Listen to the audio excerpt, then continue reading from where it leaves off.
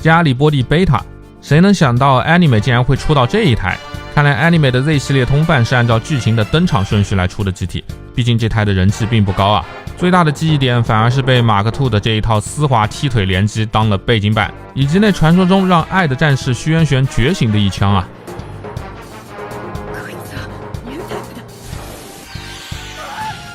其实当年在看这一段剧情的时候啊，只觉得加里波第这台机体是真的丑，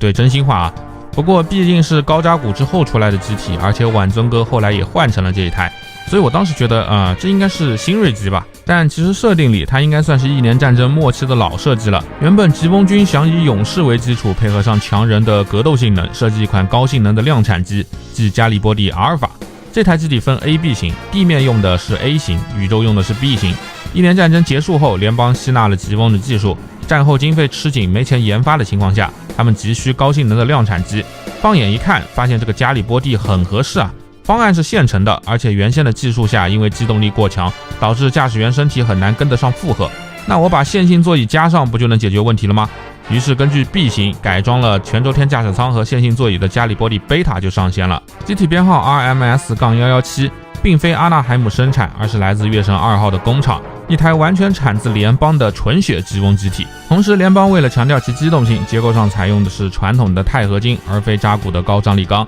且削薄了装甲的厚度，使得整机得以轻量化。虽然耐弹性减弱但机动力大幅提升。这个肩部的孔可不是装饰，而是姿态治愈喷口。除了主推进器以外，肩部和脚部还一共配置了10具推进的装置。而背包推进器的体积也不大，推力也不高，因为分了一部分给后裙甲也安装了推进喷口。这个设计在早期的 MS 里还是很超前的，不仅推进力提升显著，而且推进的方向的灵活性也得到了提升。所以莱拉当时在鸭子开的马克兔面前还能大秀操作，可以说本机的机动性能已经达到了2代机的水平。不过武装方面还是能看出该机的设计已经是很陈旧了，玩具给的配件和特效件数量也不是很多，和马克兔的量相比确实寒酸，但该还原的还是都给了的。首先是这把光束枪啊，形制是勇士的同款，有的设定里说使用的还是 E-Cap 的功能，打完就需要重新充能了，但也有说是用的 E-Pack， 只是换弹匣的地方设置在了握把处。但从动画的这段作画来看，莱拉打空的能量也没有打到卡缪，但是在后撤的过程中有一个很明显的换弹的姿势，所以应该就是用 E-Pack 才对。盾牌方面给的是一块普通的装甲版盾牌，但可以通过滑轨来改变尺寸。另外这个盾牌很有意思的是，下端有2个长方体，我本来以为能给个这样的细节是已经很不错了，没想到他竟然用这2个超级小的替换件还原了双联导弹发射器和舱盖的展开结构。我一开始还以为这2个小零件是什么东西的连接件呢，这就让人觉得非常的细节了，值得一个大大的好评。另外同样细节的还有头顶的这个发射口，这是加里波第的内藏信号弹发射装置，可以在米诺夫斯基粒子散布的情况下向友军传达撤退的命令。内藏2种共10发信号弹，不过这里的体积足够，但是没有做成展开的机构，还是多少有一点偷懒了。最后是光束件的基座，这是我认为最帅的光束件的搭载方式了。肩部展开基座，而且展开的方式也是很帅的，但可惜的是玩具内部容积有限，还原不出真的光束件收纳，只能展开后再插上来。其实这样设计的好处是隐藏了光剑，在接近战的时候可以打出一个出其不意的效果。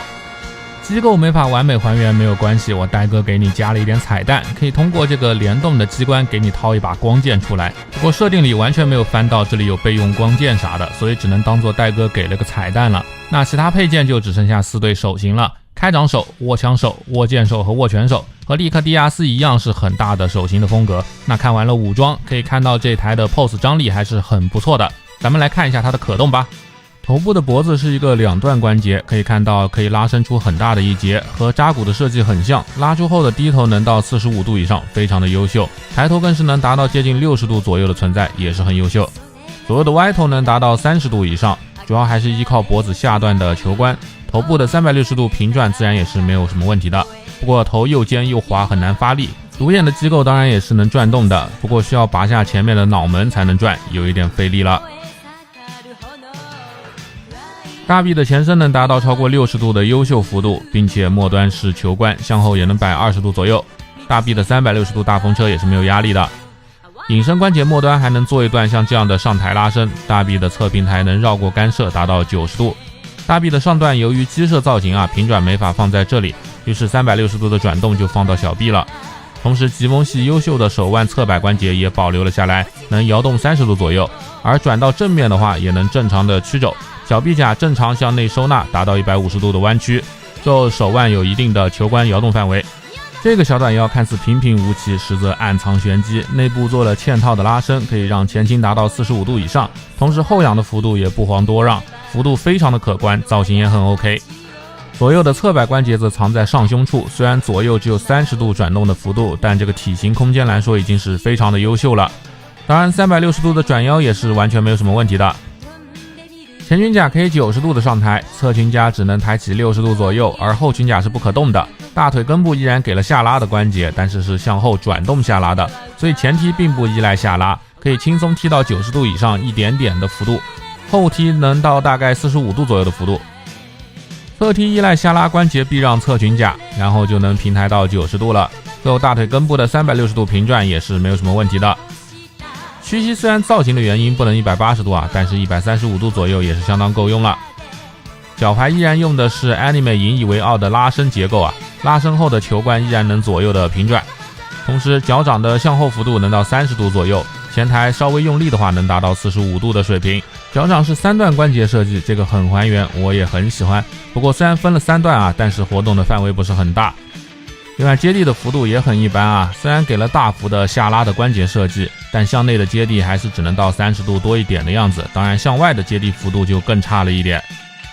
整体来看，作为全新规的设计啊，秉承了 Anime Z 系列一贯的超高可动，也就脚踝差了一点。可以说整体的素质其实是非常优秀的，机体的武装机构啥的也都有还原，但很可惜的是机体人气太低了。说实话，要不是莱拉这个角色的出彩，以及晚尊哥驾驶他唯一一次砍掉马克兔的一条腿，达成了全局唯一的高光，此外我就想不出来买这台的理由了。这个配色也真的是丑绝了，要是换成 AOZ 里的配色就好了。好了，那么以上就是本期评测的全部内容了。视频制作不易，记得多多点赞投币，咱们下期再见。